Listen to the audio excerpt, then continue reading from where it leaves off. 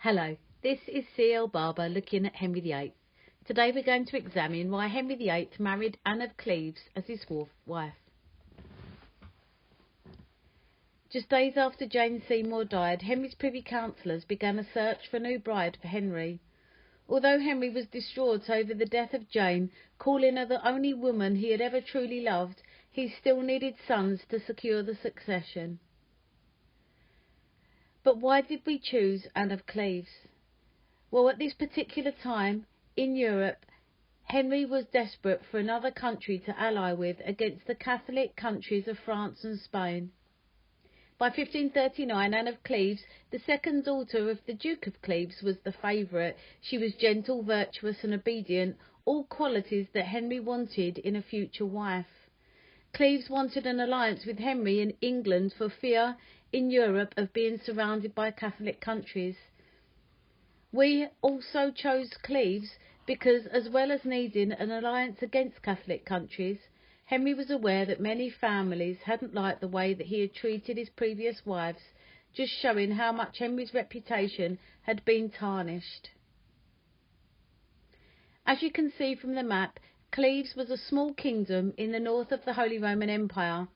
For them, marriage would offer the chance to be allied with a strong European power.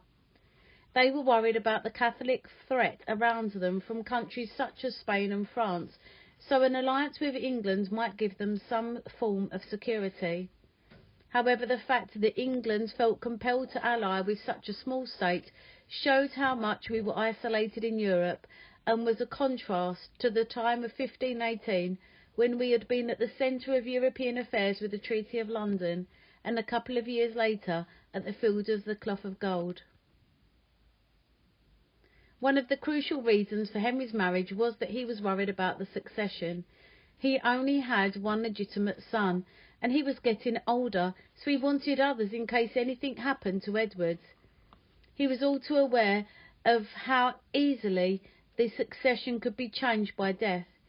His own elder brother Arthur had died before becoming king, so Henry was aware of the need for a second son.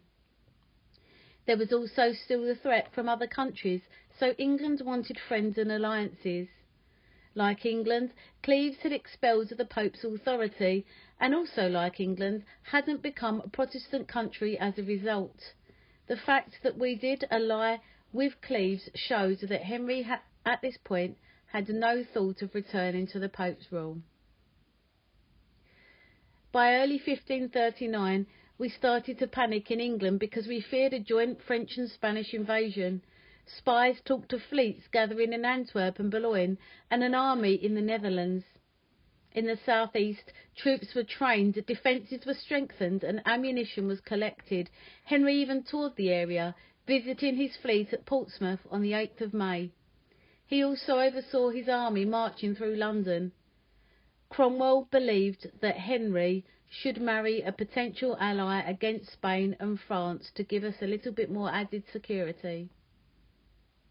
Cromwell also had his own personal motives. He knew that an alliance with Cleves may help him promote his religious reform, with England hopefully becoming more Protestant.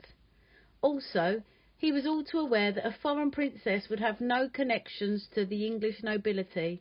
Therefore, she would be much less likely to be an ally of his enemies and attack him, as Anne Boleyn had done with her Duke of Norfolk and her relatives.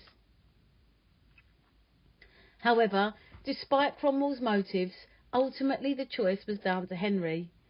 Correspondence that we have shows that Cromwell was responding only to Henry's orders. He had commissioned a painting of her by Hans Holbein and had been impressed with her looks. So in March 1539, Henry agreed for negotiations to begin, and by the 4th of October a treaty was signed and the marriage was agreed. This is C.L. Barber. Thank you for watching and for listening.